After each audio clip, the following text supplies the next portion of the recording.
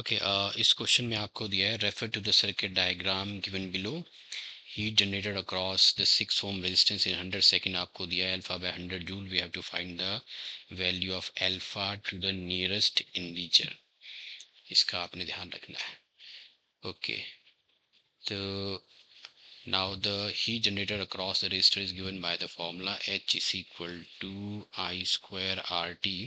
Here we know the resistance 6 ohm, time आपको देखा है 100 सेकेंड, और आपको करंट फाइंड आउट करना है अक्रॉस द 6 ओम रेजिस्टर। तो उसके लिए हम यूज कर लेंगे Kirchhoff's voltage law which says that the algebraic sum of potentials in a closed circuit is zero. तो algebraic sum of potentials in a closed circuit is zero। ये हम लगाएंगे क्लोज सर्किट में। तो पहला आपका जो क्लोज सर्किट है, let's consider this close circuit, ये वाला close circuit, let's consider this close circuit. Okay, अब यहाँ पे और दूसरा क्लोज सर्किट है आपका ये, this is our close circuit. Okay, अब लेट्स से ये आपका पॉजिटिव है, ये नेगेटिव है, this is positive and the negative, और हम ट्रेवर्स कर रहे हैं इस डायरेक्शन में। Let's say we are traversing in this direction. तो इस क्लोज सर्किट में ये पहला क्लोज सर्किट है, इसमें किरचॉफ वोल्टेज लगाऊं तो देखो यहाँ से आपका करंट, सो यहाँ से जो करंट निकलेगा, let's say the current is I, current I आया इधर। नाउ इधर आके ये करंट जो है it gets divided into two parts. So let's say current आपका I1 आ जाता है इधर, करंट I1 आपका इधर चला गया, और जो रिमेनिंग करंट है it gets along the 4 ohm resistor. So इधर करंट आपका आ गया I माइनस I1। फिर जंक्शन पे अब इधर पे I माइनस I1 इधर से आया, तो देखो इधर आपका करंट गया है I1। तो यहाँ पे 2 वोल्ट की बैटरी है, so cross this is the 2 volt battery, इसके क्रॉस करंट आ गया I1, इसके क्रॉस करंट आ गया I माइनस I1। तो let's consider this first close circuit. इसमें अगर हम किरचॉफ वोल्टेज लॉ लगाएं तो we are traversing in this direction, let's say we are traversing in the clockwise direction, इस डायरेक्शन में। तो करंट हमेशा फ्लो करता है पॉजिटिव से नेगेटिव की तरफ, लेकिन हम जा रहे हैं इस डायरेक्शन में, we are traversing in this direction. So ये आपकी इंक्रीजिंग पोटेंशियल है।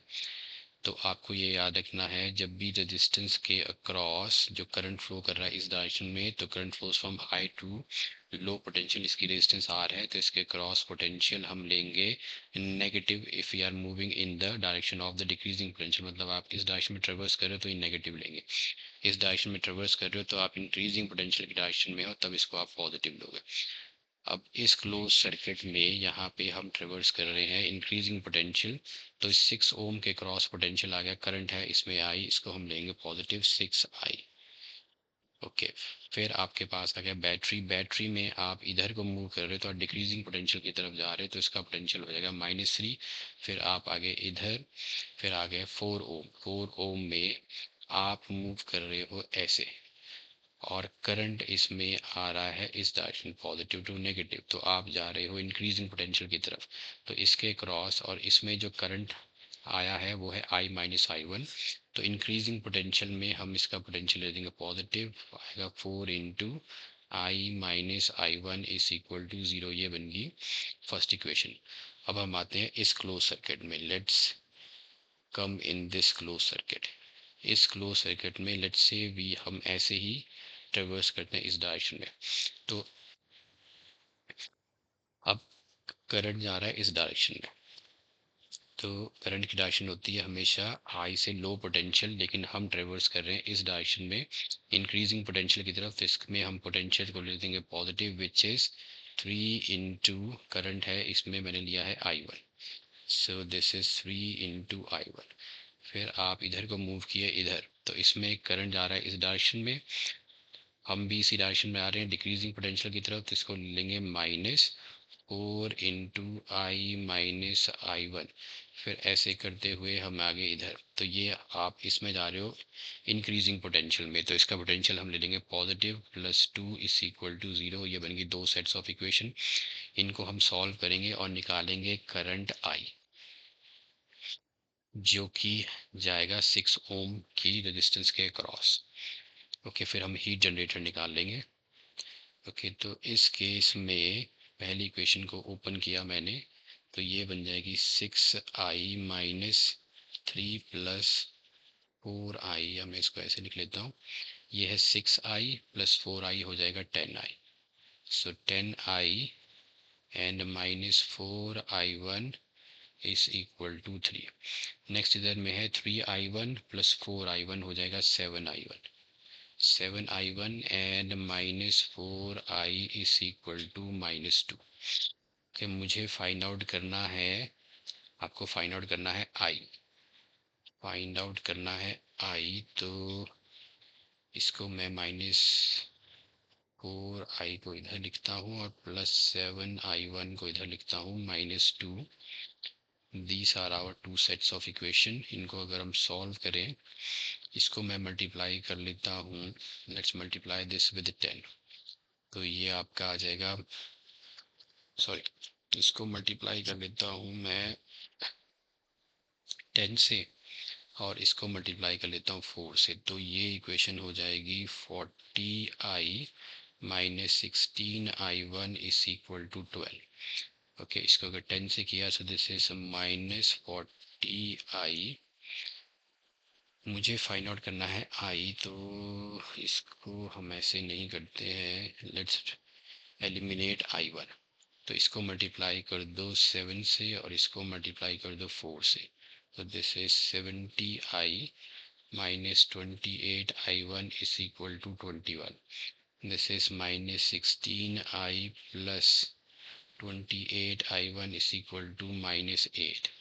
प्लस कर देंगे सीधा तो ये कैंसिल हो जाएगा। 70 -16, 10 में से 6 गए 4, 6 में से 1 गए 5, -54i is equal to 21 - 8 is 13। Okay, तो आपका आई आ जाएगा -13/54। इसका आप ले लो मैग्नीट्यूड, तो आपका करंट आ गया 13/54। 6 ओम रजिस्टर में जो करंट है दैट इज 13/54। अब निकालते हैं heat generated is equal to, heat generated across है ये, अक्रॉस 6 ओम रजिस्टर, तो Joule's law of heating use करेंगे, I square, so this is the magnitude of the current 13/54, I square R T, I square है आपका 13/54 का square, resistance है 6, time है 100 seconds, ये आपको दे रखी है। This heat generated is given which is कितना है, α/100 जूल। अल्फा की वैल्यू आपको फाइंड आउट करनी है, so this is α/100 is equal to 13 का स्क्वायर 169 और 54 का स्क्वायर आ जाएगा 2916। So this is 2916 into 100, sorry इधर आपका 6 भी है, इंटू आ गया 600। So alpha is equal to आ जाएगा आपका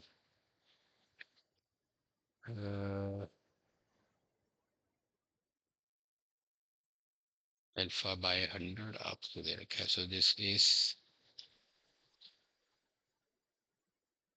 इसको अगर मैं डिवाइड करूँ 169/256,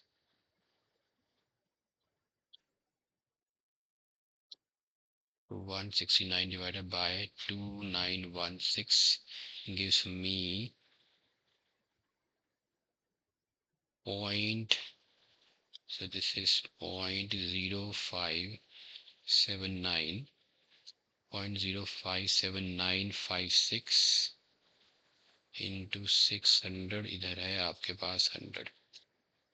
ओके, इसको मल्टीप्लाई कर दे अगर हम 600 से, तो इट गिव्स मी 34.77, तो इधर आ जाएगा 34.77, तो अल्फा इज इक्वल टू आ जाएगा 3477। 3477 आ गया। 3477 means our option is okay answer होना चाहिए इसका नियरेस्ट इंटीजर में लिया तो मैंने 3477 ये जो वैल्यू आई थी 34.77 ये 36 था तो 3477.36 नियरेस्ट इंटीजर करेंगे तो ये आ जाएगा 3477 so 3477 is the answer for this